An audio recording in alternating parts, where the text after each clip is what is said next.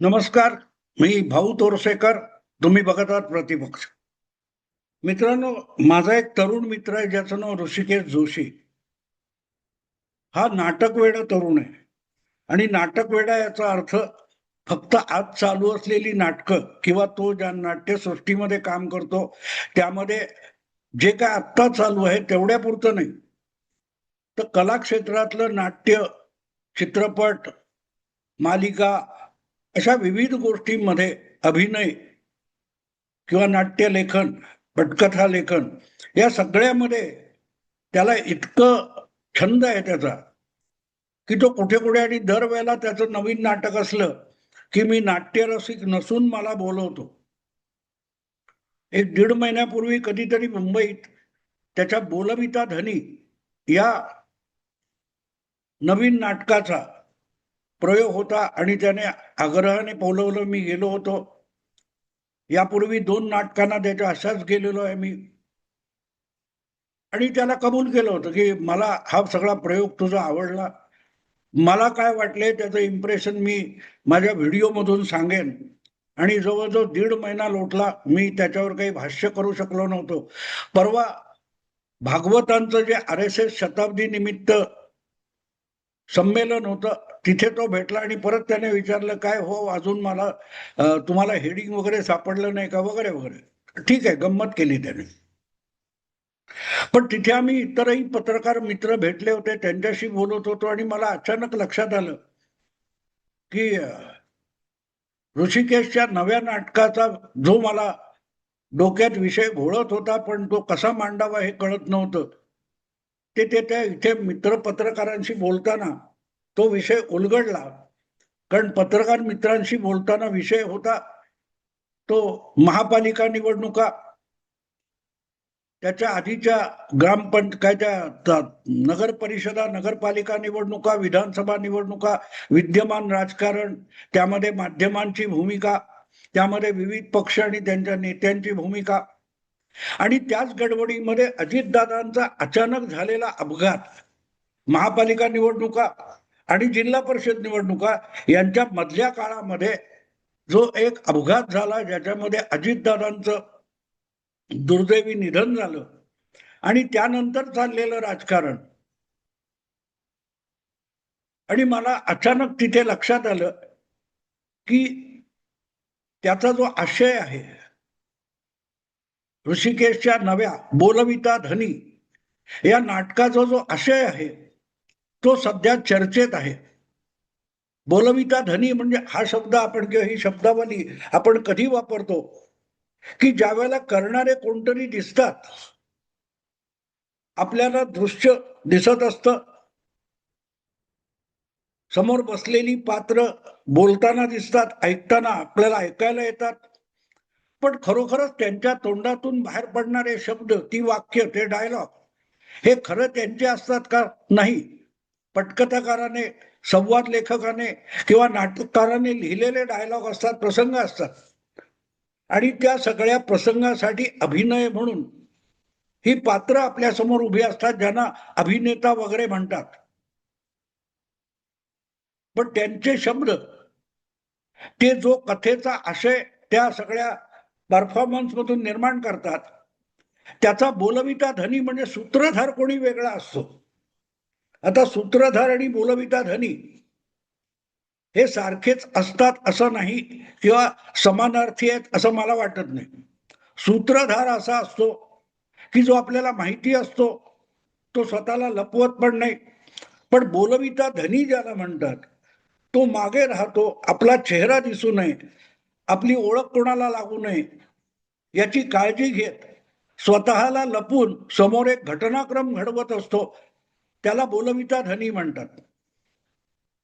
आणि त्यामुळे इथे बोलविता धनी म्हणजे काय, तर ते नाटकाचं स्वरूप असं आहे, की एका कुठच्या तरी मालिकेचं किंवा चित्रपटाचं चित्रण चालू आहे आणि त्या चित्रपटामध्ये जे काही घटना प्रसंग रंगवलेले आहेत, त्याचं चित्रण वगैरे चालू असताना तो जो कोणी लोकप्रिय अभिनेता त्यातला आहे, त्याचे नखरे चालू असतात, कॅमेरा चालू असतो, तिकडे दिग्दर्शक असतो, ती नायिका असते आणि त्यात त्या लोकप्रिय अभिनेत्याचे नखरे चालू असतात.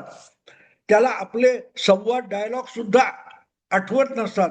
अशा वेळेला कुठेतरी आडोशाला उभं राहून त्याचे नेमके डायलॉग त्याला योग्य वेळी सप्लाय करणारा, ऐकवणारा, गुपचूप खालच्या आवाजात ऐकवणारा आणि चुकलेले संवाद दुरुस्त करून देणारा असा जो कोणी असतो त्याला नाट्यसृष्टीमध्ये प्रॉम्प्टर म्हणतात. म्हणजे मागे राहून आपला चेहरा दिसू द्यायचा नाही, पण अभिनय करणाऱ्याला योग्य संवादाची रसद पुरवणारा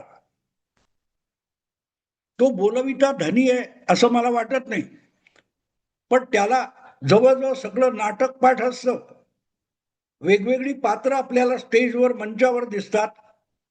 ती वेगवेगळी पात्र जे संवाद बोलत असतात ते त्यांच्याही अनेकदा लक्षात राहत नाही.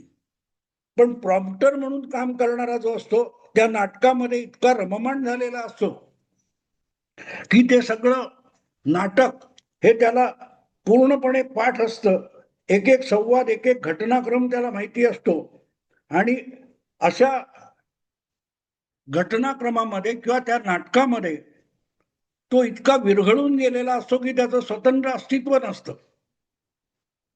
पण त्याला त्या संपूर्ण नाटकाच्या श्रेयनामावलीमध्ये स्थान सुद्धा मिळत नाही. असो, ही पार्श्वभूमी आहे ती सिरियल पासून, जुन्या नाटकापासून, संगीत नाटकापासून नाटकाची जडणघडण त्या काळात होत होती तिथपर्यंत हा आपल्याला ऋषिकेश घेऊन जातो. एकाच वेळेला जुना भूतकाळ, अलीकडचा भूतकाळ आणि आजचा वर्तमान काळ आणि वर्तमानातली सगळी मनोरंजनाची साधनं याची इतकी सरमिसळ या नाटकामध्ये ऋषिकेशनी केलेली आहे की ते जंबलिंग लक्षात यायला सुद्धा वेळ लागतं. याला नेमकं सांगायचं काय? आणि म्हणून माझाही काहीसा गोंधळ होता.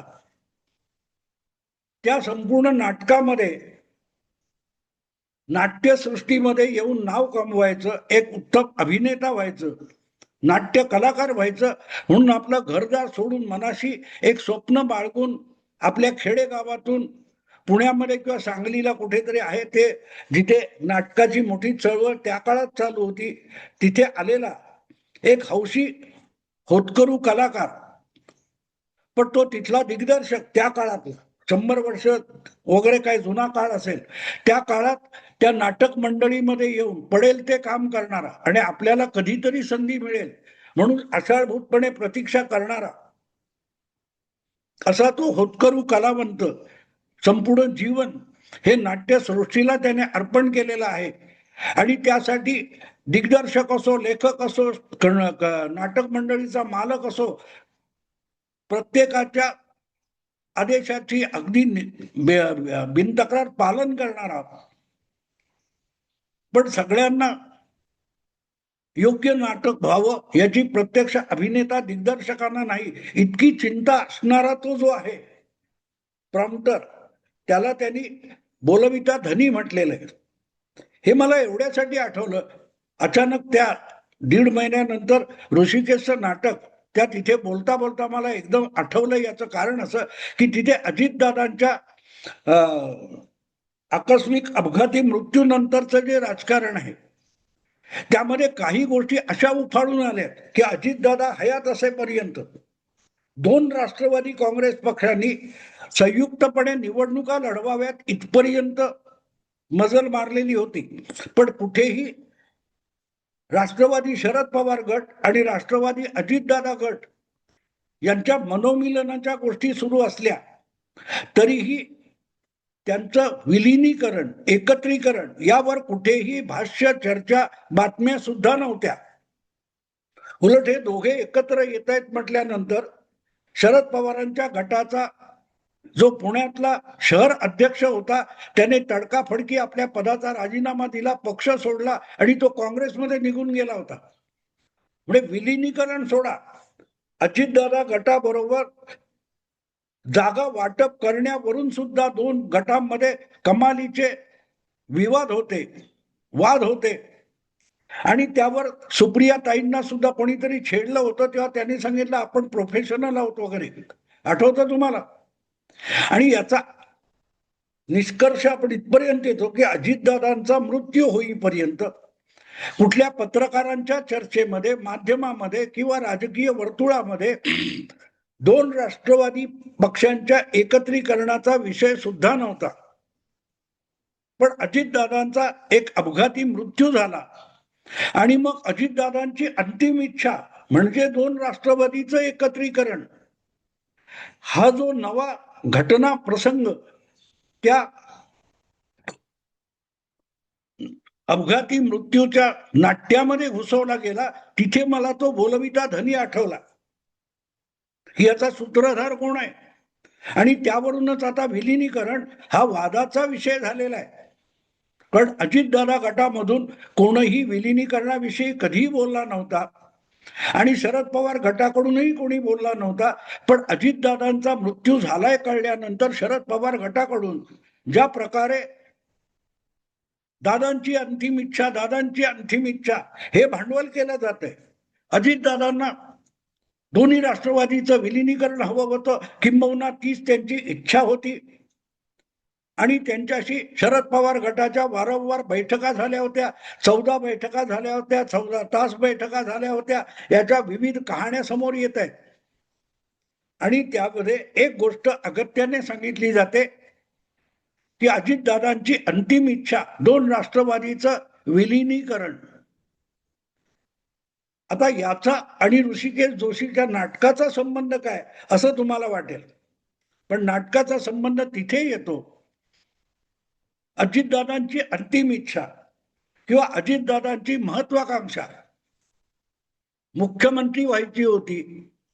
त्यासाठी कधी कोणी शरद पवार गट किंवा जे त्या बाजूचे लोक विलिनीकरणाची भाषा बोलतात त्यांच्या तोंडून कधी अजितदादांच्या मुख्यमंत्री पदाचा विषय निघाला नाही. नेमकं त्या ऋषिकेशच्या नाटकातला तो जो प्रॉम्प्टर आहे, तो प्रॉम्प्टर सांगकाम्या किंवा प्रॉम्प्टर व्हायला त्या नाटक मंडळीत आलेला नसतो. त्याची इच्छा असते की आपण एक चांगला अभिनेता व्हावं, आपण एक चांगला नट व्हावं. पण तेवढी त्याची इच्छा वगळून त्याच्याकडून सगळी कामं करून घेतली जातात, जशी अजितदादांकडून शरद पवारांनी आपल्या वेगवेगळ्या राजकीय डावपेचांमध्ये एखादा मोहरा प्यादा असावा तसा वापर करून घेतला आणि परत परत तोंडगशी कोण पडला, अपेक्षा भंग कोणाचा झाला, उपेक्षित कोण राहिला, अजितदादा पवार. आणि आज अजितदादा पवारांच्या अंतिम इच्छेची सगळ्यांना चिंता आहे. अजितदादांची इच्छा म्हणून दोन राष्ट्रवादीचं विलिनीकरण झालं पाहिजे हे जितक्या अगत्याने सांगितलं जात आहे, त्याचा बरोबर तसाच्या तसा एक प्रसंग तिथे बघायला मिळतो की त्या कुठल्या मालिकेमध्ये, आजच्या काळातल्या मालिकेमध्ये प्रॉम्प्टर म्हणून काम करणारा तोच मुलगा आहे जो सगळी सिरियल, त्याचे संवाद पाठ आहेत, त्याचे प्रत्येकाचा अभिनय त्याला माहितीये, कसा अभिनय करावा हे माहितीये, कोणाच्या नंतर कोणाचा डायलॉग येतो हे पाठ आहे. त्याला संधी नाकारली जात असते, मिळत नसते. तो समोर असतो पण त्याची क्षमता आहे, त्याच्यामध्ये पात्रता आहे, त्याच्यामध्ये गुणवत्ता आहे, याची साधी दखल घ्यायला कोणी तयार नसतो. आणि अचानक असा प्रसंग येतो की आता गडबड झालेली आहे आणि त्या गडबडीमध्ये त्या नामवंत अभिनेत्याने मालिकेत काम करायला नकार दिला का, चित्रपट किंवा मालिका जे असेल ते, तेव्हा मग हे सगळे डायलॉग, संवाद तोंडपाठ आहेत, अचूक आहेत आणि सेट वगैरे लागलेला आहे, त्याचा खर्च झालेला आहे. त्यामुळे कुठल्याही परिस्थितीत शूटिंग केलं पाहिजे म्हणून त्या प्रॉम्प्टरला ती संधी दिली जाते आणि आपला नवस पूर्ण करण्यासाठी तो बिचारा गावी आईला भेटायला जातो आणि तिथे प्लेग किंवा तात्कारण टीबीचं वगैरे काहीतरी कारण क्षयरोगाचं होतं आणि तो तिथे मरण पावतो. या समानता माझ्या लक्षात आल्या की आयुष्याची अम्बिशन पूर्ण व्हायला आली. मुख्यमंत्रीपद आजच्या काळात दूर असेल, पण आता आपल्या काकांनी निवृत्त व्हावं, आम्हाला आशीर्वाद द्या, हे अजितदादांनी अनेकदा बोलून दाखवलं. तुमचं वय झालेलं आहे, तुमचा काळ मागे पडलेला आहे, तुमच्या अनुभवातून आम्हाला मार्गदर्शन करा, आम्हाला आशीर्वाद द्या. आमच्यावर जबाबदारी टाका, आम्हाला निर्णय घेण्याचे अधिकार द्या, ही अजितदादांची अंतिम इच्छा नाही, अतिशय अतीव इच्छा होती, महत्वाकांक्षा होती. पण तुम्हाला आठवत असेल तर 2 जुलै 2023 शरद पवारांनी राजीनाम्याचा निर्णय घोषित केला आणि अजितदादा त्याचं समर्थन करत असताना एक माहोल निर्माण करण्यात आला आणि अजितदादांना गप्प बसवण्यात आलं, तोंडघशी पाडण्यात आलं. भाजपबरोबर जाण्याची जी सत्तेमध्ये इच्छा होती त्यासाठी अजितदादांना पुढे करण्यात आलं, वाटाघाटी करण्यासाठी, आणि अखेरच्या क्षणी मागे घेऊन अजितदादांना तोंडघशी पाडण्यात आलं. अख्खी उमेद अजितदादांची ही आपल्याला नेतृत्व मिळेल असं आषाढभूत बनवून ठेवण्यात गेली आणि आज तेच लोक त्याच गटातून त्याच गोटातून जेव्हा अजितदादांची अंतिम इच्छा म्हणतात तेव्हा मला तो ऋषिकेश जोशीच्या नाटकातला होतकरू अभिनेता त्याला संधी मिळते आणि त्याचा आकस्मिक मृत्यू होतो आजारपणातून, या दोन्हीतलं साम्य दिसल्याने मी चकित झालो. मला एकच प्रश्न पडला की त्या नाटकात प्रॉम्प्टरला बोलविता धनी म्हटले, पण हे जे आता आपल्या समोर विलिनीकरणाचं नाट्य उलगडत आहे त्यातला बोलविता धनी कोण आहे? मला त्या दिवशी माहिती मिळाली त्याप्रमाणे ऋषिकेशच्या नाटकाला कुठल्या तरी मोठ्या संस्थेच्या पारितोषिकांमध्ये 9 नॉमिनेशन्स वगैरे मिळालेली आहेत, अभिनय, दिग्दर्शक, लेखन वगैरे वगैरे. पुढे एका बाजूला नाट्य क्षेत्रामध्ये ऋषिकेश जोशीचा बोलविता धनी हा चर्चेत आहे, इतकी नॉमिनेशन्स मिळाली म्हणून, आणि दुसरीकडे अजितदादांच्या मृत्यूला 2 आठवडे होत असताना विलिनीकरण अजितदादांची अंतिम इच्छा, याला सुद्धा सगळीकडून सगळ्या गोटातून जे काही नॉमिनेशन्स मिळत आहेत यातलं साधर्म्य कुठे आहे काय मी शोधायचा अजूनही प्रयत्न करतोय. पण कधी कधी नाट्य, कल्पना विलास हा पण वास्तवाच्या किती जवळ घेऊन जातो याचं हे उदाहरण आहे. हे उदाहरण आहे त्याचं की ऋषिकेश जोशीने केलेला कल्पना विलास आणि आजच्या वर्तमान राजकारणात घडणाऱ्या वास्तविक घडामोडींमध्ये किती साम्य साधर्म्य. बघा मित्रांनो, विचार करा, मीही करतोय, अजून मलाही ते हा गोंधळ माझ्याही डोक्यात आहे, पण तो एकदा मांडावा म्हणून मांडून टाकलाय. आवडलं तर लाईक करा, शेअर करा आणि प्रतिपक्षाला सबस्क्राईब करा. नमस्कार.